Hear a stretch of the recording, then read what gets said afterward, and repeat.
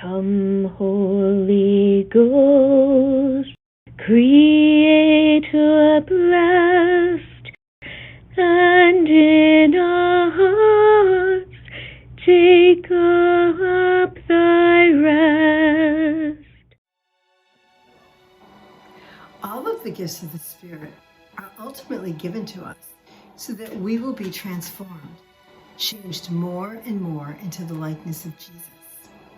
And by that transformation, be empowered to not just change, but to help redeem the world by bringing the presence of the Lord into every situation. So how does the gift of knowledge fit into this picture? I think it's important to remember that knowledge in this context is rooted in the biblical sense of the word, which is not just about the intellect, but also about the heart, soul, and even the body. To know someone in the biblical sense is to have an intimate experience of them, so much so that it bears fruit. And Adam knew his wife Eve, and she brought forth a son. The Catechism of the Catholic Church says this about the gift of knowledge. It is intrinsic to faith that a believer desires to know better the one in whom he has put his faith. A more penetrating knowledge will in turn call forth greater faith, increasingly set afire by love. So the gift of knowledge is the gift of not just knowing facts about God, but also having an intimate knowledge and experience of God. It's a knowing of God's heart, mind, and desires.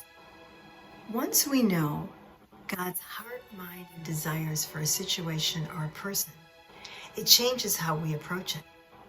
We are no longer just driven by our feelings about a situation or a person, but are aware of God's desires for the circumstances. Of course, this only comes through prayer and patient listening. I've learned to do this in my own prayer. Not perfectly, but I'm trying. So before I go off about a person or a situation, I try to stop and ask some important questions. Whether the issues are global or personal, I try and stop and ask the Lord, how do you see this? Or I pray, help me to see this as you do. By asking the Lord for his viewpoint, we are opening ourselves up to the Spirit's grace. So let us, in this novena, open ourselves up to the Spirit and ask for a deepening of the gift of knowledge. Let's pray together. Lord, let me know you. Fill me with your Spirit, your presence, so that I may experience you in deeper and deeper ways. Let me overflow with you, who is love, so that by this love, this power, this knowledge, I can help to transform the world and bring your kingdom to earth as it is in heaven. Amen.